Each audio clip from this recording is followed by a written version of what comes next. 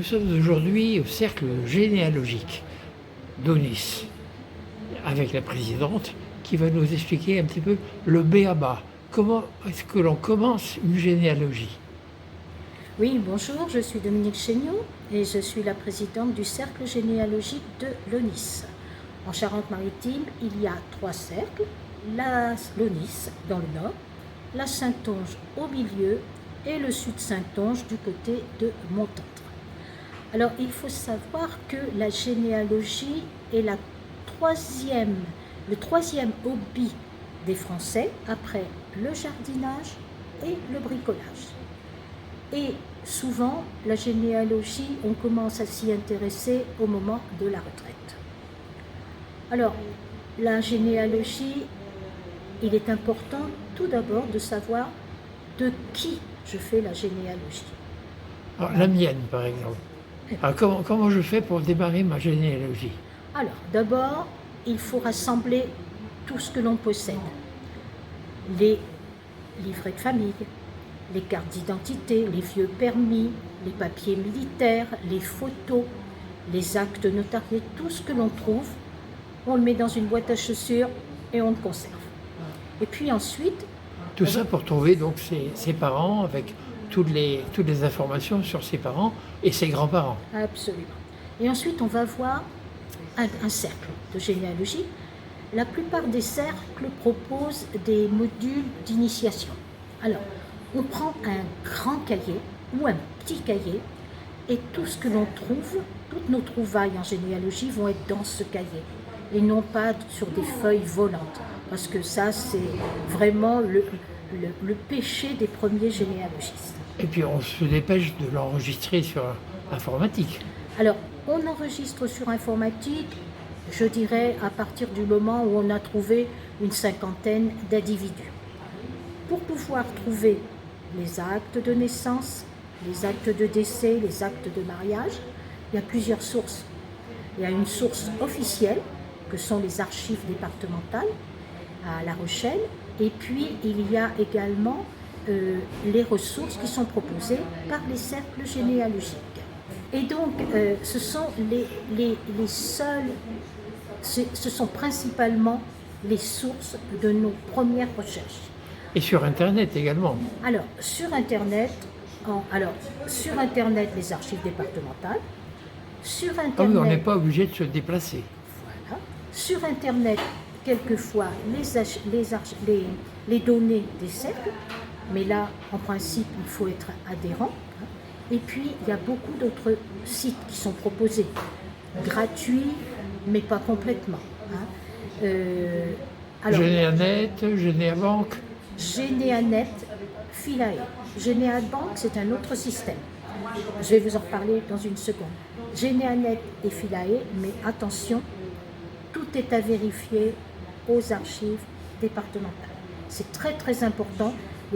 L'acte qui est sur le site des archives, c'est le juge de paix. Alors, Généabank, c'est un système un petit peu différent. C'est le rassemblement des données d'environ une centaine d'associations. Alors, on a fait une banque de données, on y dépose nos données, et ensuite, à partir du moment où on est adhérent d'une association qui participe à ce système, eh bien, on peut aller rechercher des données sur les départements qui font partie de ce système. Je peux par exemple aller chercher dans le Pas-de-Calais, parce que je sais que le Pas-de-Calais adhère à ce système Généabank. Et là, si vous voulez, on peut faire de la généalogie sans se déplacer, alors qu'autrefois, nous faisions du tourisme généalogique. Et oui. Je pense... Et si on a des parents à l'étranger? Alors, les parents à l'étranger, cela dépend de quel endroit... de quel pays? De quel pays. Il y a tout ce qui concerne les anciens territoires français.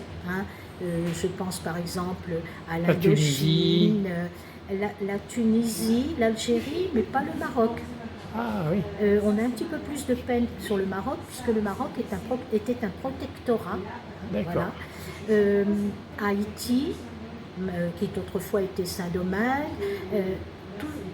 tous ces pays-là, on en retrouve on retrouve trace des actes sur un site particulier qui s'appelle ANOM, A-N-O-M, et qui est très facile à consulter. Mais on ne trouvera peut-être pas tout.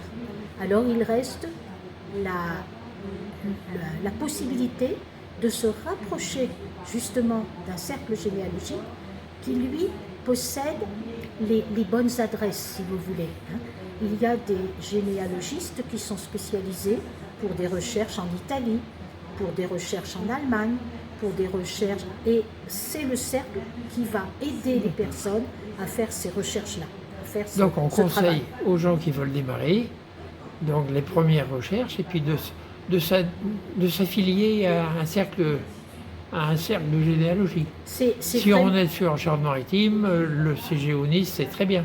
Le CGO Nice, c'est très bien, ça coûte... Voilà, le CGO Nice, voilà, on a tout ce qu'il faut également donc, sur Internet. Voilà. Ça coûte 20 € par an. Et pour ce prix-là, vous aurez une initiation. Vous ne partirez pas sur de fausses pistes. Vous saurez comment organiser votre travail. Alors, je vous avertis, attention, c'est chronophage et on attrape facilement le virus. Oui, parce que sinon, il faut que l'on consulte tous ces dossiers là partout. Tous les dossiers que vous avez. Qu'est-ce qu'il y a dans tous ces dossiers? Des revues, des trésors. Des trésors, très bien. Voilà. Des trésors. Là, ce sont principalement des dossiers qui concernent les autres départements. Nos dossiers à nous sont moins consultés puisque maintenant ils sont sur le net, donc on peut aller. C'est plus facile sur le net. D'accord. Donc vous avez encore des visites, des visiteurs ici? Oui. On a encore des visiteurs, bien sûr. On a encore. Ne serait-ce que pour demander des conseils. Oui, et puis on a des jeunes retraités qui arrivent, qui ont rêvé de faire ça pendant toute leur carrière professionnelle, et puis qui arrivent et qui nous disent moi je voudrais bien démarrer. Il y a ceux qui, au bout de quelques jours, se découragent, mais il y en a encore beaucoup qui se prennent au jeu, parce que c'est vraiment un virus. Quand on a mis un peu le nez dedans, on a un peu de peine. C'est quand même merveilleux quand on s'aperçoit que, par exemple, on a un ancêtre qui était à Saint-Domingue, ou bien au Canada, ou bien en Argentine, puisqu'il y a quand même beaucoup de gens qui ont émigré en Argentine. Voilà. Et donc le local ici? Il est au 3 rue Jean-Baptiste Charcot, à proximité de l'école Bongraine. On est ouvert le mardi de 14h à 17h et sur rendez-vous en téléphonant si ces horaires ne vous convenaient pas. Avec à disposition donc des ordinateurs, des dossiers et des conseils. Et du monde. Et du monde. Et des généalogistes très très engagés. Très bien.